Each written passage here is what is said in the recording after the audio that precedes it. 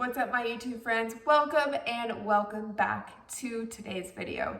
If you are new, my name is Courtney. If you want to know more about me, you can hit this video above, a Q&A all about me. We get real personal here. You can also follow me on Instagram at c.5fit. I'm going to be linking both links below in the description box. Before we get started into today's video, make sure you like, subscribe, comment, let me know you're watching. It is so appreciated. Without further ado, let's get started. Let's talk about an aesthetic on Instagram. Keep in mind that I'm not a professional photographer. By no means am I an expert. I'm just giving you my own tips and tricks with my own experience in having a cohesive aesthetic feed.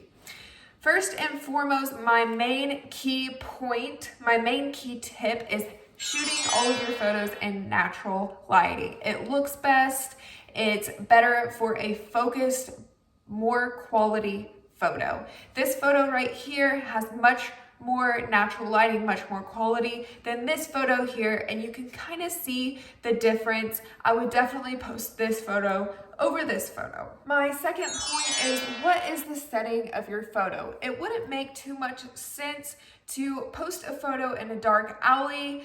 The overall mood is a moody, grungy, bad girl vibe, and then you go ahead and the next day you post this photo in a field with flowers, floral print. It's just different aesthetics. You wouldn't post those photos both together because you are overall trying to achieve one aesthetic in your Instagram feed. Which comes to my next point is the color palette. Try to achieve a color palette that is very cohesive, colors that tend to go together. If you're not sure what your color palette currently is, you can go to colorcooler.com, type in your username on Instagram. It'll come up with their own color palette that they have curated for your personal Instagram username. My most favorite way to figure out your color palette is actually screenshotting your Instagram feed, going into your stories and using the color droplet. Find the color that stands out most to you and just draw a circle on each square, each photo, and that is your color palette. If you find that your color palette isn't very cohesive, doesn't really go together, then you want to try to make sure that you are shooting pictures with a color palette. If you are not sure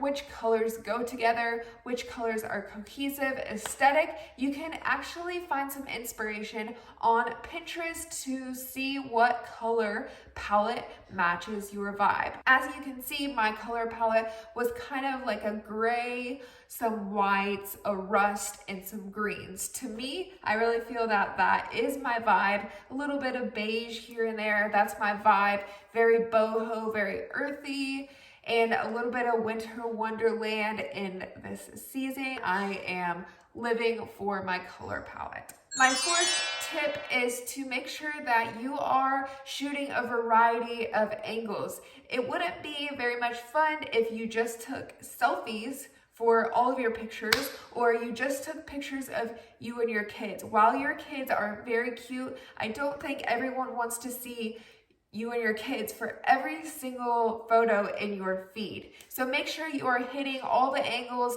make sure you are hitting different aspects of your life. So for instance, you wanna make sure you are throwing in some flat lays, maybe a flat lay of your breakfast spread, throw in some selfies, throw in some full body, hand on your hip pictures, get a little variety in your feed. Sorry, I'm just looking at my notes. Make sure you are getting pictures of your children, getting pictures with your significant other, maybe a bird's eye view of your OOTD shot, just things like that. Make sure you're switching around. Like I said, you don't want to see the same photos in your feed. My fifth tip is just get some inspiration from other Instagram content creators. maybe go on Pinterest to find some inspiration for you. Make sure that you are not like copying and pasting what they are doing, but just to get inspiration and find out what your aesthetic is, what your color palette is, and what your overall theme is. I just like to go through Pinterest to kind of brainstorm, just to get my creative juices flowing, and then I go from there. My sixth tip, which I believe is one of the most important tips, is make sure that you are editing your pictures mostly the same way, or you can use presets on Lightroom. And I have come up with a handful of presets that are very similar and very cohesive to have one theme in your feed. I'm going to, the fireplace went off. There it is.